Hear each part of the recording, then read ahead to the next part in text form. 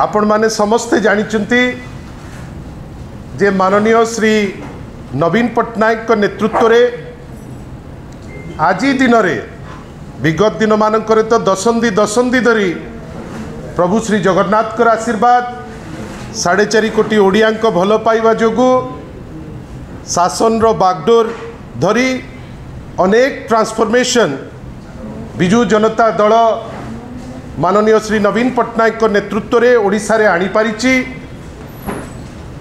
आगु को बात्या आसीबो बोली लोके कहउचंती किंतु धन्यवाद देवी ओडिशावासी को माननीय श्री नवीन पट्टनायक को नेतृत्व रे गोटे बात्या विध्वस्त राज्यरू आज आमे बात्या को कबलित करिबा पाई जो टेक्निकल नो हाउ जो व्यवस्था आज तैयारी हो जाइछि समग्र विश्व रे लोके ताको आदर करुचंती।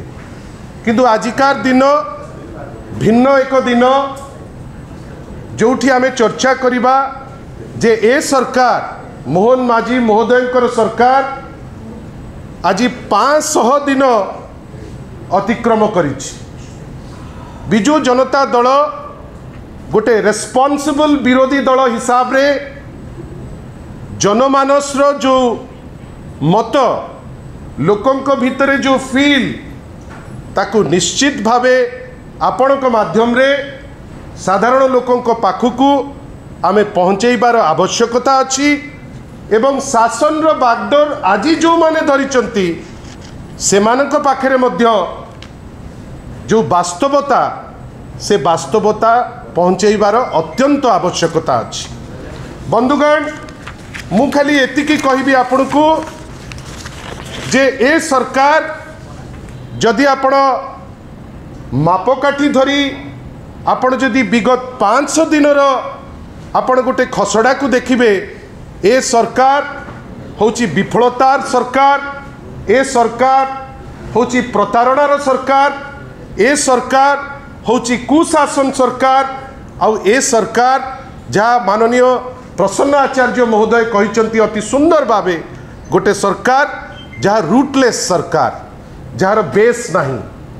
मु प्रथम कहबी जे ए सरकार केमिति गोटे मिछुआ सरकार एथि पई कहबी आपण एथि भावंतु या ऊपर तो मो परे परे मैडम सुलता देव आपण संगे चर्चा करिवे अल्प समय।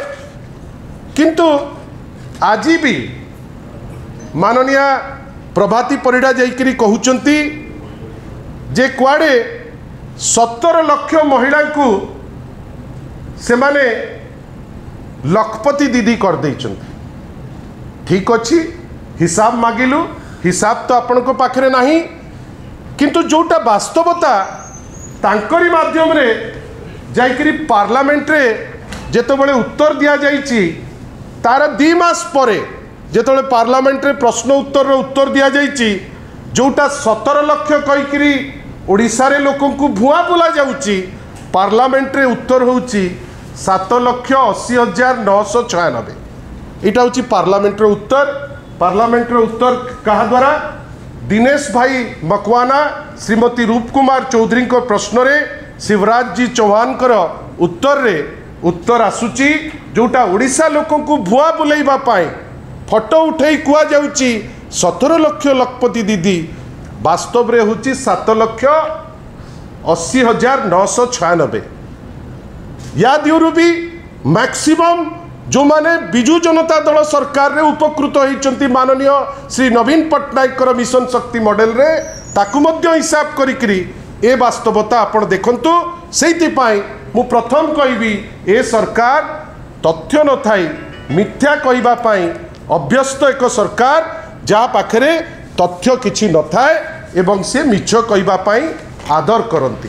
बंधुगण मु वर्तमान रिक्वेस्ट करिबी आपण किछि चित्र देखंतु ए सरकार रो वास्तवता आपण 500 दिन रो जो उपलब्धि कथा कहउचंती मु तो कहबी आरंभ करंतु स्टार्ट रु ए सरकार रे प्रभु श्री बलभद्र मध्य सुरक्षित नुहंती चतुर्धा मूर्ति सुरक्षित नुहंती हेची ए सरकार आसु आसु हेला रथ यात्रा रे बड़ ठाकुरंकर अवस्था देखंतु आज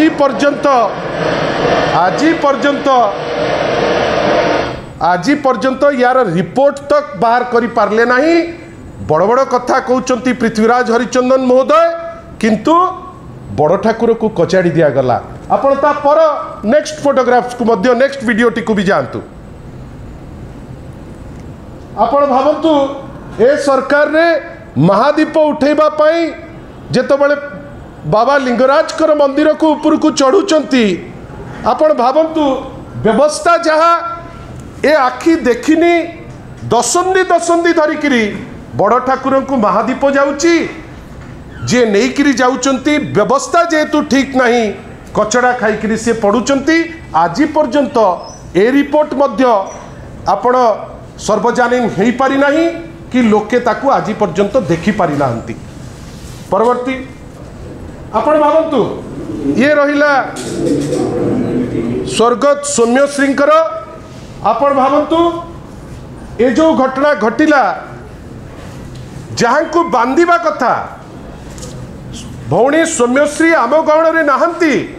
दुख एतिकी ए सरकार लोकों कथा छाड़ंतु, जो भौणी तांको निज संगठन रो ताकू मध्य आपण देखंतु ए जगह रे आज पर्यंत सौम्यश्री भौणी को जो न्याय मिलवा कथा कौन से न्याय दौरान ओडिशा वर्तमान पर्यंत अपेक्षा करिछि। आज पर्यंत मध्य कौन सी स्टेप एपर्यंत निया हो जाई नहीं।